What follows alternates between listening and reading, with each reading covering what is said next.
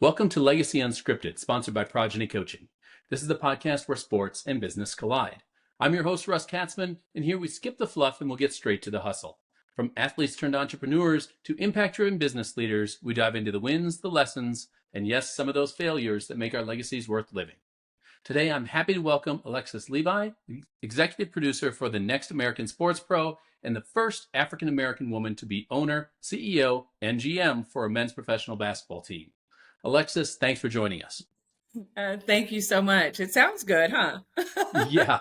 Well, it's interesting because if you go through your background, you've been all over the place in the world of sports and executive management and philanthropy. Yeah. Talk to us about what's most important to you right now. All of it. It makes up me. And I think that, I tell people when I do public speaking, I said, the best thing about me is I'm going to go and drink of the cup first. If I tell you that you need to live your full life, I'm definitely going to go live my full life first. And that's what I call it. I don't necessarily if I could tell you all I did, but even outside of the world of sports, I think everything that I did up until this point makes me me. And it makes me want to do this legacy projects and things like that. So I don't mind being a little bit of a jack of all trades, but I like to master them all. Now you touched on something quick there, and that was legacy projects. Why is legacy important to you? Well, I'm getting a little older. I'm a grandmother now. We all are. I'm a grandmother now. I'm a mother of two sons, and they're getting older. I'm not, but I tell them, because they gave me a granddaughter, and because they're over 30, I'm like, okay, well, I guess I need to get a little older. I can't be 32 anymore. But that is my reason why. And I think that when we're given gifts, I believe my life has been an amazing gift, and we'll talk about it as we go through this. That at the place I'm at the age that I'm at, still looking young, still vibrant, still excited about life, I teach other people to be that same way. It's never over. You just reinvent yourself like Prince and like some of these other artists that are out there. You get tired of maybe this person and you say, I could do more. And you go, okay, well, who is that person? And I'm like, okay, now that's who that is. And you go forward. That's interesting. So do you find that it's almost, and I talk about this with my clients quite a bit, about this chameleon mentality of changing your approach, but never sacrificing your values and who you are as a person, but you change your approach based on the scenario. How many times do you think you've done it in your career? Just to throw a number. Gosh, at least 7 or 8. Yeah. I don't know if you know this, you might have read this, but I started out this life as a little girl that decided I was going to do good in school, couldn't graduate early.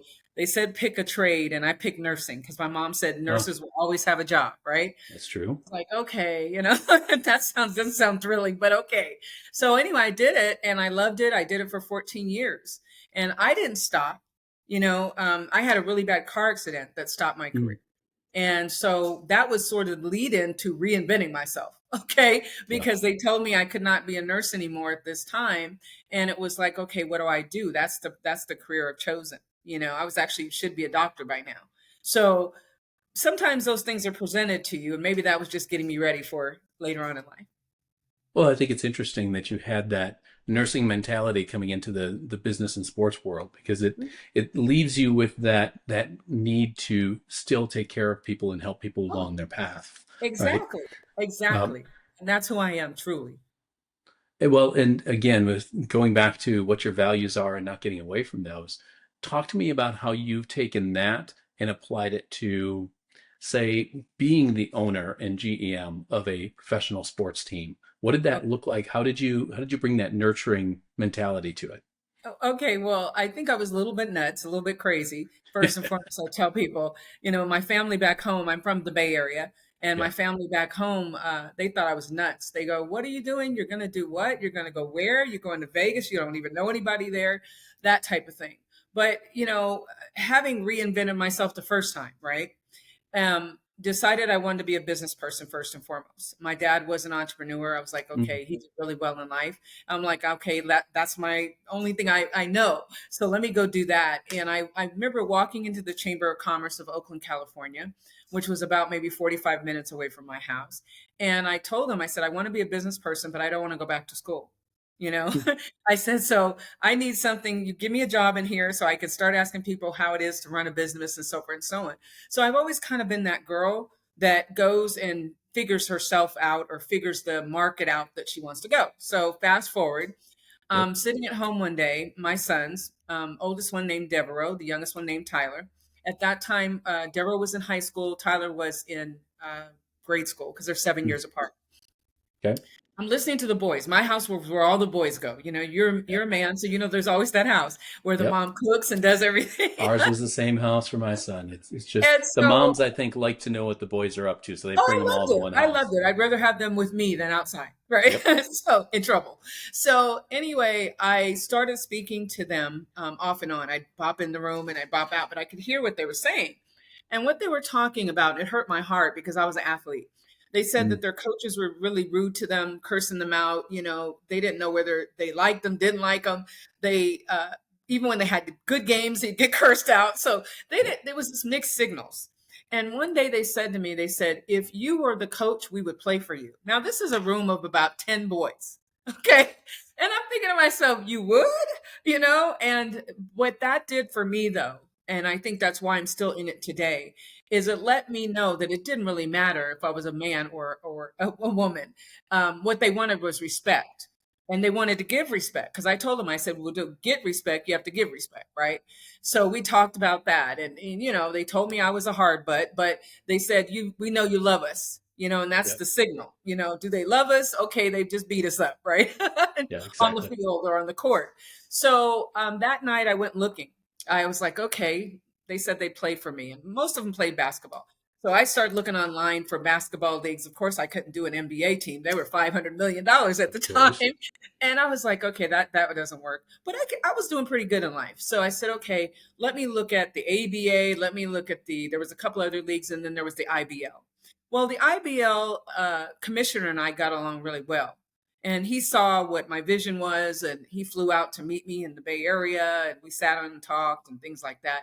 And that's what really got me to buy into, yeah, we're going to do this. And like you said, it's really, at the end of the day, it's me protecting people Yeah. that weren't being done correctly. Now it's interesting because I think one of the things that distinguishes you, and not to get into a gender discussion, but one of the things that distinguishes it is the fact that it was a men's professional basketball team. Um, if there was an opportunity to own a women's team back then, at the same level, maybe a development level league or something like that, same type of monetary concession, would you have done that instead? No, I got the offer.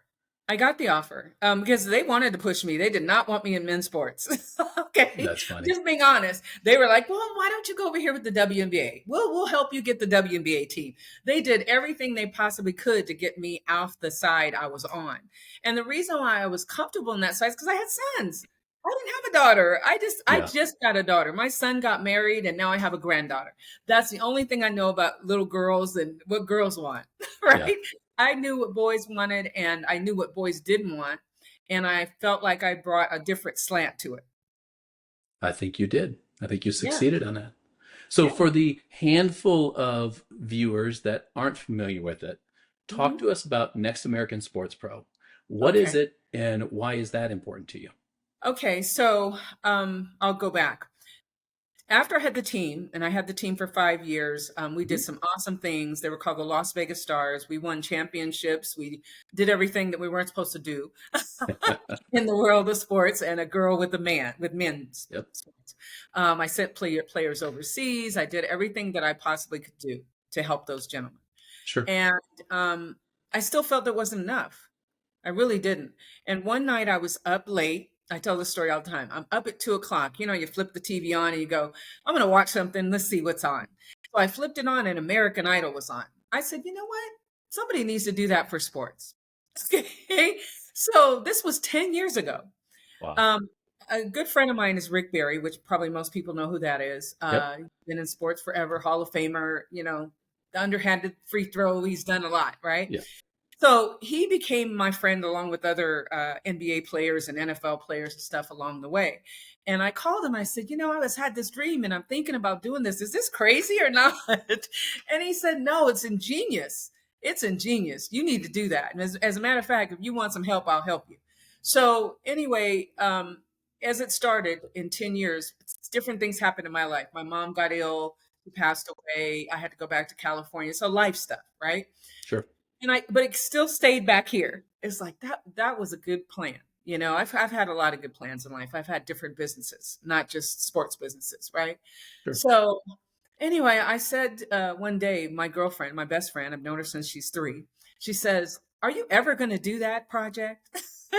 And a couple other people asked me. They said, "Yeah, it would be a good time to do that project, right?" And so I'm like, "Okay, well, maybe I will." And we had already had business plans and things written up. It just Sure. was so time that I was running away from because I didn't have a lot of that. And now I do. I have more time than I used to, right?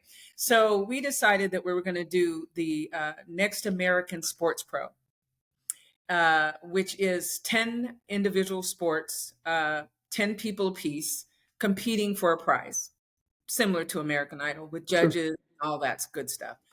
And so one day, I don't know what happened, really, to be honest with you, but one day it was an idea, and the next day it was in fruition, and people were coming forward. And fortunately for me, and I'm not getting, what do they say? I'm not getting a sponsorship by LinkedIn, but Right. I think we met, on LinkedIn too. So Mhm. um, LinkedIn, I have quite a few followers, about 35,000, all in Sure. sports, all in business. And I said, well, these are the people that know me. So let me call on the people that know me to see if they'll come forward and help me with this project. And I mean, it just started. I mean, we got agents, we got scouts, we got former, I won't say the acronyms, but former professional Sure. coaches and this, that, and the other, former players. I mean, it's incredible, the group we have. People that have scouted some of the best, people that have recruited some of the best, Hmm. not only here in the US, but we decided we want to do this in 15 countries as well. So then I got Really? on. I didn't know that. Yeah, see, I tell you Oh, something you that's didn't know. crazy. So all of a sudden, before I knew it, Russ, it was 100 people. a Wow. hundred people that fit into all those areas, and then people that fit into Asia and Latin America. They've been working over there. I didn't mention this earlier, but I mentioned I was a sports mom, right? Yep. So my oldest is 6'8". He played basketball. He's in the Hall of Fame up in Washington for their champ. They won the championship, and he won the last shot or whatever. So Sure. he just got that 2 years ago. My other one played overseas for 7 years and played in the likes of France and Germany and Italy and Russia even. And so because that cross water thing happened to me, I see the world in a different way sports wise. So when COVID came, okay, COVID really opened up the world. I mean, more people in the US started watching soccer, more soccer players started watching what was happening in the US. And it really made it easy to go like this and bring them close to me, all of them. Yep. They didn't care if it was in the US or international, they just wanted to be involved with it. And so we've got pro soccer players. I mean, one of my guys that's leading my soccer just said, "Hey, do you think you might want Messi to come up?" I was like, you know, you know what I'm saying? Well, I Yeah, maybe. suppose. Because he played with them and was coaching with them and Sure. stuff like that. So, we've got some great people that are ready and willing to work and really work with people and let them, teach them what they were taught. Because we all Yeah. were given somebody taught me to do what I'm doing business wise, gave me a chance to walk through the door and say, hey, come learn. They just didn't know I was there for like a month and a half, and then I became one of the bosses. Yeah. Because I'm like that. I'm like, okay, you told me this, now I'm going to go there. So with the Next American Sports Pro, we have licensees in Asia, India. I mean, it's crazy. And what's going to happen is we're going to run the shows over there, and they're going to lead, with our team, the efforts. And so, not just American born people will have an opportunity, other people will have opportunity. And what I hope from that, which I see already happening, is there will be a lot of cross pollination between Yep. the US and the international countries. And then also, like my international folks are like, hey, we'll make some room in our colleges, we'll make some room in our teams for people coming over as well. Yep. So, that is really at the end of the day what I believe my gift is. I can talk to anybody.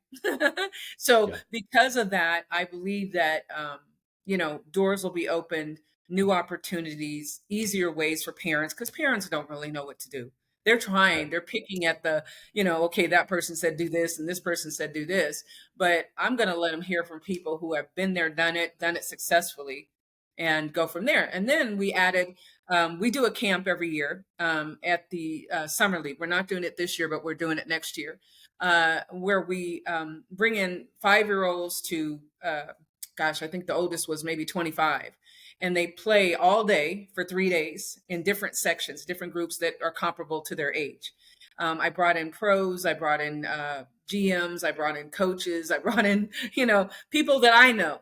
And the reason why I do that is because it took me one day, my son said, the oldest one said, Mom, you take for granted that everybody knows who you know. If people just got to hear, a gift from one of them, they would be motivated and be able to go forward. So everything I do, I pretty much add those components, where I bring in people that people would not have seen. I'll tell you a funny story. I've been so blessed that not only did I meet Rick Barry, but I also have met a lot of other athletes. Sure. Some from my son, because he worked for the Warriors after he came back from overseas, and so I got a chance to meet Klay Thompson and several others, which Yeah. was really cool. But I also got an opportunity one day. He was at home as a high schooler, and I asked him to answer my phone. I said, Tyler, get the phone. So he gets on the phone, and it was Joe Bryant. Oh, yeah. Kobe's dad, and that was his favorite player at the time, right? I had my older son, who was Michael Jordan, and my younger son, which was Kobe, right? Sure. And so I remember being in the kitchen, and I hear this, Mom! Right? And I go, what? He goes, you'll never guess who's on the phone. And I said, who? It's Kobe's dad. And so my boys have had those great experiences just because I reach out. Magic did the same thing. I was at a Magic event, and he was doing the line like everybody does, and signs autographs. And I didn't Hmm. want an autograph. I just said, can you talk to my son? My older son's a basketball player. He loves the way you play. Can you talk to him? So I'm that mom that's a little special, a little crazy, but has very good intentions. And so you might ask, well, what happened? Well, they grew up. Tyler was the assistant coach and director of player personnel last year for University of Utah. So, I've done what I've done for my sons. They've done what they've done because they were no slugs either. They did what they needed Yeah. to do. They got the scholarship. They did good grades. They did all what they needed to do. And now I'm just trying to duplicate what I did for them for other parents. It's been an amazing journey. I have had a wonderful life, and I'm still going. So, that's kind of where I'm at with things. And then you might ask, sports philanthropy. How did you get Well, there? yeah, we haven't even reached the SPN network, and we'll do a shameless plug for Roy and SPN in a Yes, second. please do. I Um, don't want to think we forgot them. no, we won't, and we'll just leave that in suspense for the viewers for a Okay. couple minutes. Uh, Okay. so one of the things that I think that, and I didn't realize you were in 15 countries. I knew you were starting to expand out. I didn't realize you reached out to 15. That's crazy. Impressive. But to your point, it shrinks the world once you start to get out. It's no different than when you leave your hometown and you realize the US isn't as big and vast as you thought it was, but you also realize you weren't in that bubble anymore.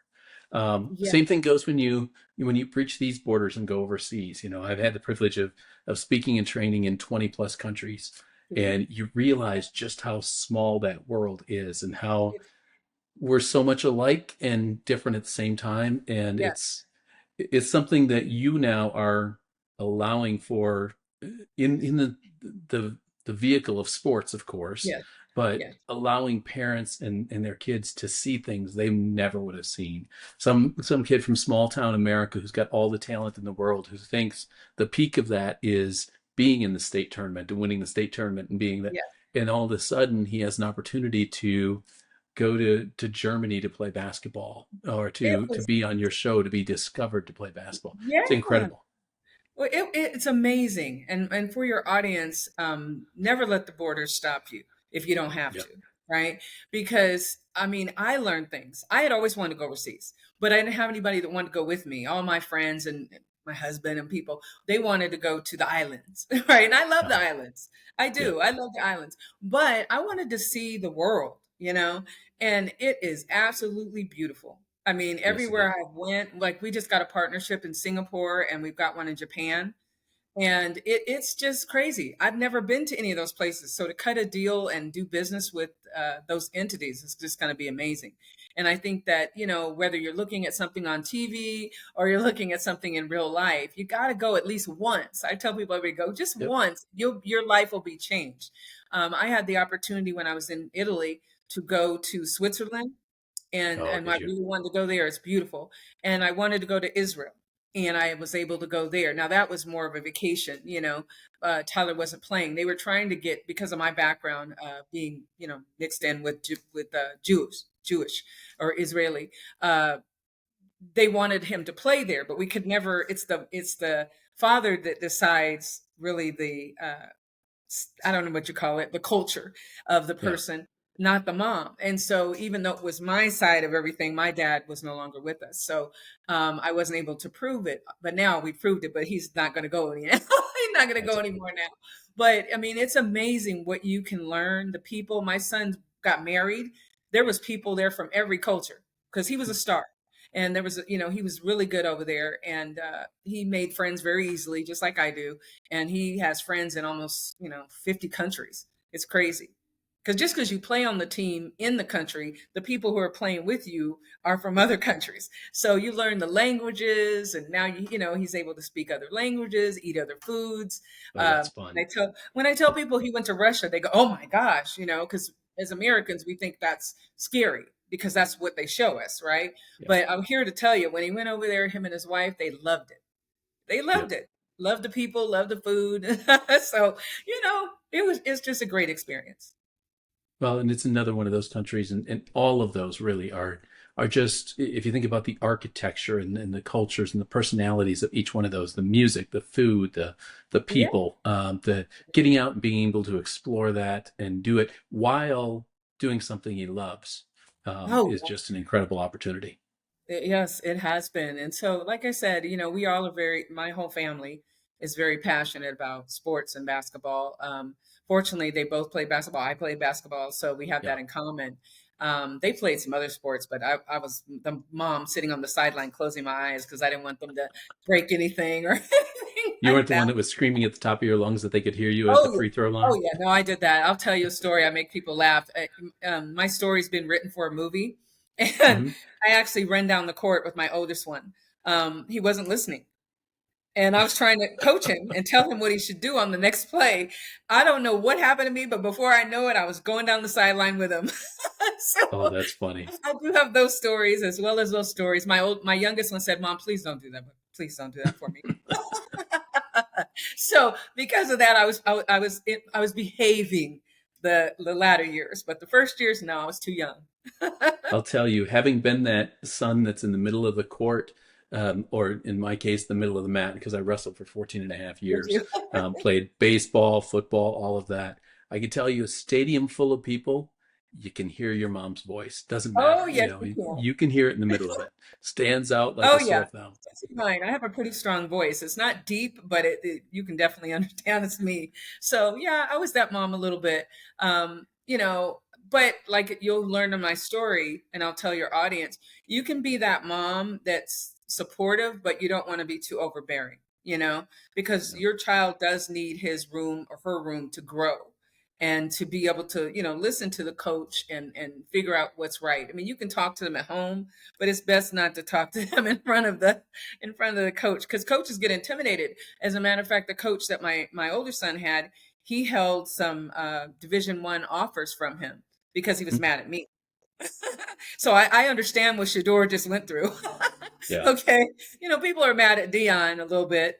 So, they take it out. Well, I kind of got that with my son too. And I think the second time around with my younger son, I knew what to do and what not to do. I was a hothead, fiery engine Yeah. when I was younger. So you live and you learn and you grow and you figure how to work in the confines of sports. Sports has an ego. And because sports has an ego, it does not matter which sport you're in. You have to tread lightly and understand, that just because you want to go 0 to 100, not everybody on the other side of the court or the Yep. field wants to go 0 to 100. Well, that's a great segue because I want to get into talking about your teams and getting things out, not just to other parts of the US, but overseas. You are distributing your vision and your culture for Next American Sports Pro or any of your organizations quite widely. How do you Yes. do that for somebody who has such a dominant personality and loves to be involved in everything?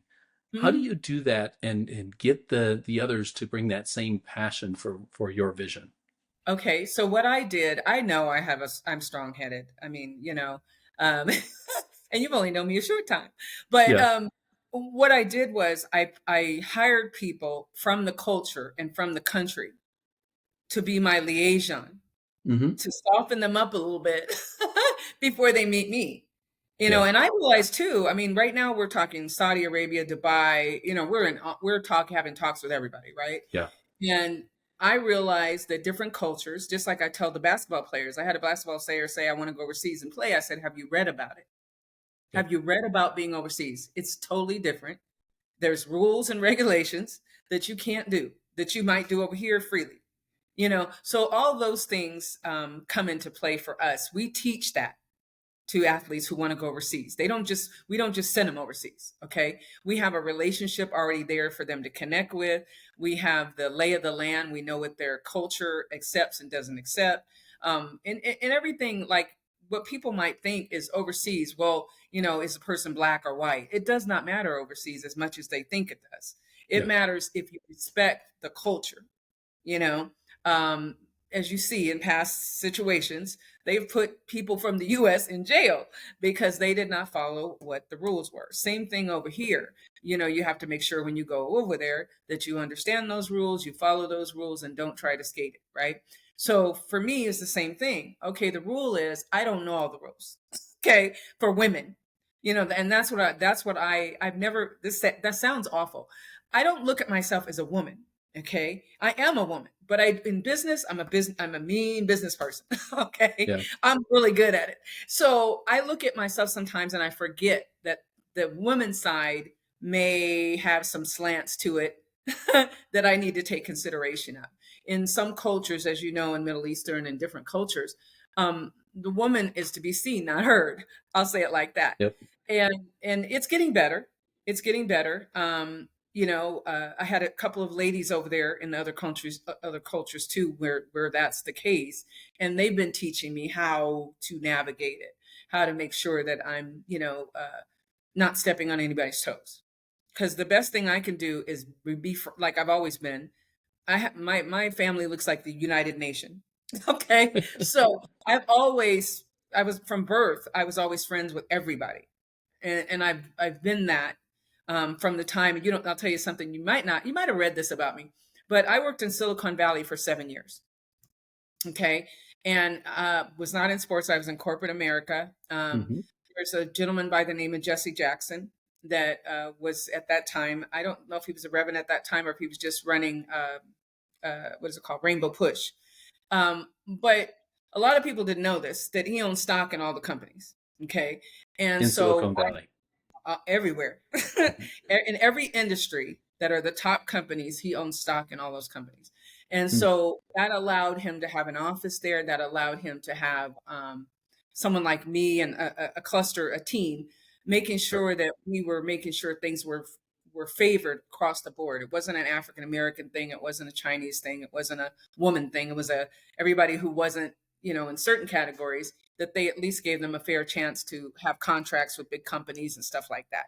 My job was as business development director. So you can imagine, I'm in all these big companies. There's hierarchy, there's people, there's mid management, there's all these, investors, because I would go to the board meetings, investors and things like that. And when you're put in those situations, you have to be able to adapt and be friends with everybody and find the common good no Yes. matter what. And so I think that, over the years, I consulted for years. So over the years, I think that's one of my strengths, that I'm able to see people for who they are, what they bring to the table, what I can bring them that benefits us both. and we go forward and sing Kumbaya. So I do that overseas. I do that in the US. I mean, that's just kind of who I am. Well, I think that's an important skill to, you talked about the parents, working with the parents and these athletes, helping them to see that in you, helping them to learn some of that from you Yeah. and your team. I'm assuming you kind of Oh, bring that down through your team as well. Um, exactly. and, it's interesting because I tell this to clients all the time as well, which is, sometimes they have strong opinions, whether that be political, whether Yeah. that be cultural, whether that be environmental. They have opinions about certain things. And I'll Yes. tell them, keep in mind the organizations you want to work with, or the organizations you want to serve or do business with, you don't maybe necessarily know who all those shareholders are. You may Mm-hmm. not know So who's true. back there writing the checks or Yeah. who's advising the CEO. Yes. So when you can, maybe subvert your opinions to the benefit of the organization. Doesn't mean you change them, doesn't mean you go away from your values. Mhm. Just don't necessarily have to vocalize everything that you may be thinking. That's Um, exactly right. Yes, I agree with you so, on that because that tends to cloud people's opinions, especially yes, lately. Everybody's gotten so intense with everything. yes, Keep in mind, I was born in I won't say the year. I was born in the year, well, where you did whoever won and you go on to the next 4 years. yeah, You do whatever and you go into the next 8 years or whatever. yes, And every because of social media, because of a lot of things being more readily available and information readily available, I think there's that pull and tug that happens. But if you can remember, like I lead from the top, I really do. And my lead is, we love everybody, we don't treat anybody different. This is a business. What you say in your personal life is what you say in your personal life. yep, you know we all don't like each other. Something about each other we don't like, okay, but that really has nothing to do with the good that we're doing. right. The good we're doing is we're doing it for everybody and mankind. And I really feel, sue me if you want to, but don't sue me. But I really feel like people Sad part people is you have to qualify that by saying, no, so don't sue say me. no, don't sue me. Please don't sue me. But I mean, I just feel like I don't know. I'm weird. My friends always tell me this too. If we just give a little more love to people, they would go ahead and acquiesce. I have met people from every culture. And I, some people are raised certain ways, whatever. I get it. But at this point, we're in 2025, Mhm. and I just really look at life and I tell people, I said, let's make a difference in a good way. Whatever happened years ago, whatever, let's just go forward and be happy. On top of it, like I said, my personal family is multicultural, right? So because of that, if you hate somebody, I feel my dad always told me this: if you dislike or hate somebody else, you're hating yourself because we're all joined together. So if we push that aside, we can go ahead and get the work done, which is what Next Sports Pro LLC is doing, which is named my Yeah. company. We are. I mean, it's crazy. I have calls in the middle of the morning, one call with Saudi Arabia, one call with Asia. I'm like that common denominator, right? Yeah. They may not love each other, but they love me.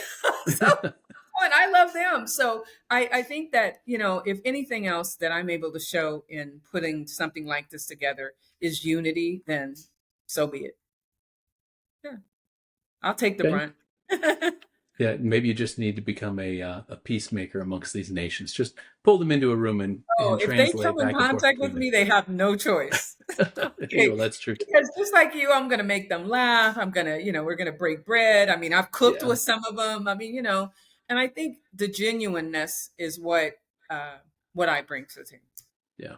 Authenticity goes a long way, both in Oh yeah. sports, in business, and just in communication and being human. Well, you know what, Russ? I know you probably got some other questions, but I'm gonna say this at the end of this. And being a nurse and having people die in my arms and all of the things that you would see on what is that, the hospital shows and things like that, right? Sure. We all bleed red. And that's all I'm going to say. So because I've seen that, it has allowed me to not look at things some way, some people do, uh, and look at the way things that were shown to me, you Very know? good. Yeah. I love that. Yeah. So let's transition then into this giving back.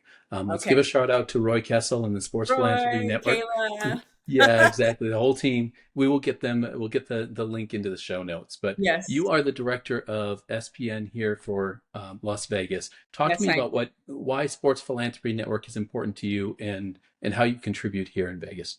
Oh, okay. So, I've been very lucky and blessed in my life. I don't know if it's luck, but really blessed Sure. um, to be able to have companies, to be able to speak to people, to be able to, um, build. I love building. I love creating, Yeah. building things. And one day I got a call from them. They had seen me on LinkedIn, and we were talking, and they said, we really would love for you to come be a board member, and we're really trying to push the Las Vegas thing. Everybody tells us to talk to you. So I said, okay. And I really wasn't looking for anything else. I thought my brain had told me I was retiring. And I was actually enjoying it. Because, I've been busy all my life, right? Yeah. I always do something. So I was like, gosh, I have no kids at home. This is great. I can get on a plane, go wherever I want. And gosh, are they asking me to do some more work? Well, one of the things that I didn't do well in my life, I've given people money, but I haven't given to causes. I've worked with a couple of nonprofits, but I mean, we helped kids. Like we did a thing with some of the housewives of these shows with the basketball players and the football players and the Sure. mothers and all that. When kids were dying of heart attacks, they called me. They were like, "What you gonna do about it?" I'm like, "What do you mean I'm gonna do about it?" I don't know. So we did put together a nonprofit organization called Sports for Life, and we went around and we sent people doing what do you call those things, EKGs and heart monitoring and stuff like that, making sure the kids had sufficient medical care, as well as I guess you'd say, exams and stuff like that. So it did help. I mean, there were so many that were unfortunate, but we got in there and we made some stuff happen. That was really the only nonprofit type of thing that I had done. And so I've always been hearing this word philanthropy, and I was thinking, okay, do I have enough money to be a Oh, that's philanthropist? funny. Because I Yeah. think we all think that the person that's a philanthropist has to have millions and zillions of dollars to be able to give away.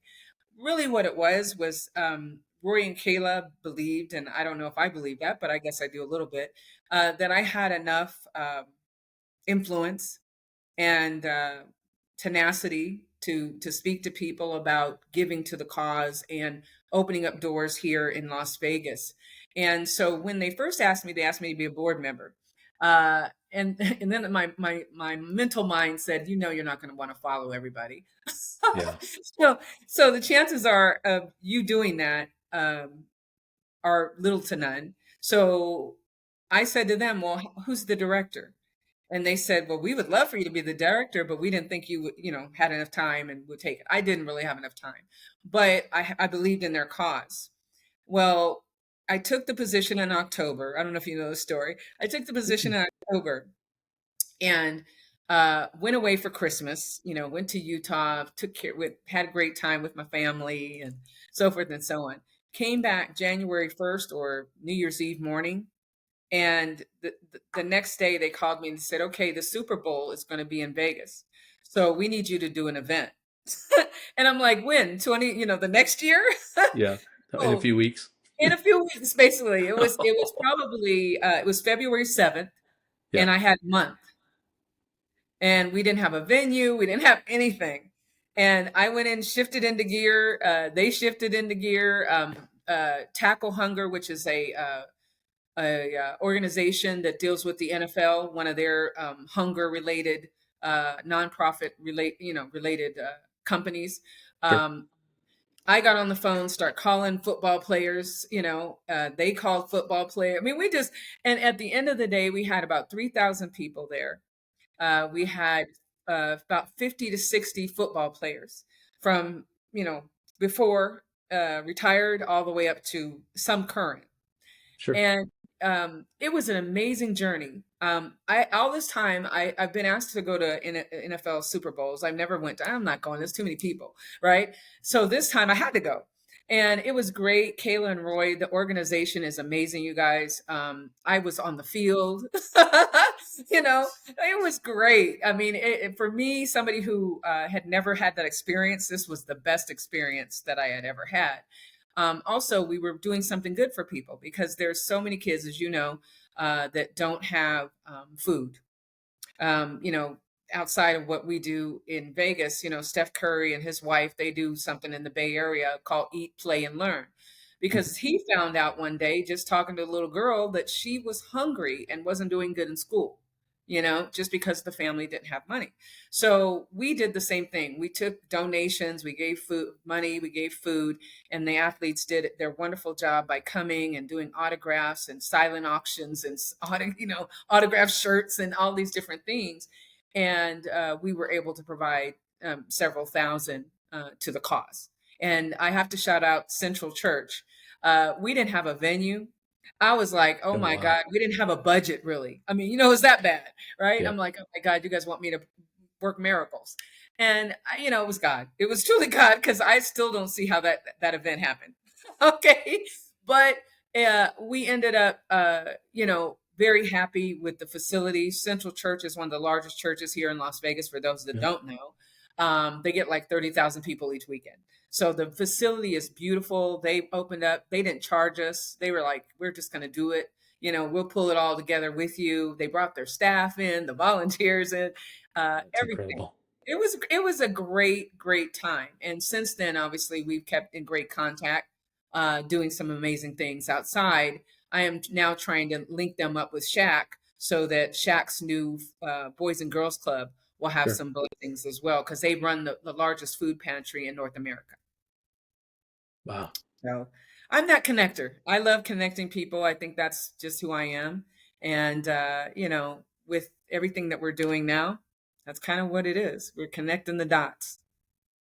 Well, I think that may be a little bit of a leading question based off what you just said. But if you go back and talk to that little girl that you mentioned early in the interview, what are those one or two things that you would tell her about this journey that you've been on to help her maybe through some of those tough times? I'll tell you something. One of my toughest times was I was a 10-year-old little girl and my father died. He had a cerebral hemorrhage, died, and that was it. I'm an only child. And that was probably my hardest time in life, but it was my best time in life too. And I tell people this when I do public speaking, because I used to do it a lot, right? And he told me before he passed, he said, you're a little girl. Don't let the fact that you're African American, a woman, or anything else stop you from doing what you want to do. And I kid you not, every time I go to make a decision about stepping out of my comfort zone, that's what I remember. That was so pointed for me, and I didn't even know what he was talking about. I was like, what does he mean? But as I grew up and as I made every turn that I've made in my life up until this number, that's what I would tell somebody. You don't have to stop. You can always, if something happens, like I almost died, and that's a whole nother story, when I was 30. And we're going to run out of time. We're going to have to do that on our second part two of this podcast. Right. But, I'm saying that to say that no matter what happens in your life, you'll always get up. It may take a little time, but as long as you have faith, it's going to come around. And I think if you keep the love button in your heart open, whatever door you walk through, you're going to be successful. And time is not the issue, because we don't give ourselves time. We get time from above. So because of that, you just have to go into it wholehearted and make it happen. And so that's what I would tell that little girl. She was scared to death at that time. But that's what my dad said, and what I know now at this age and this time as a grandmother and as a mother. If I would have stopped, I would have definitely not made it. But the fact I kept going, there was something always, that an opportunity or something, like you say, Roy and Kayla, opportunity walks through the door. That's what I would tell her. That's perfect. Yeah. Alexis, it has been an absolute pleasure. It's been a pleasure. I love doing these, as I said, and I appreciate that your show was patient enough with me to be able to come in and do the show. And with that, we'll wrap this episode of Legacy Unscripted. If today's conversation sparks something in you, don't just let it sit. Take action Take action today to help build your future. Make sure to subscribe, leave a review, and share this with someone who needs to hear it. And if you've got a story to share or you want to connect, you know where to find me. Until next time, keep it real, keep it bold, and keep living your legacy.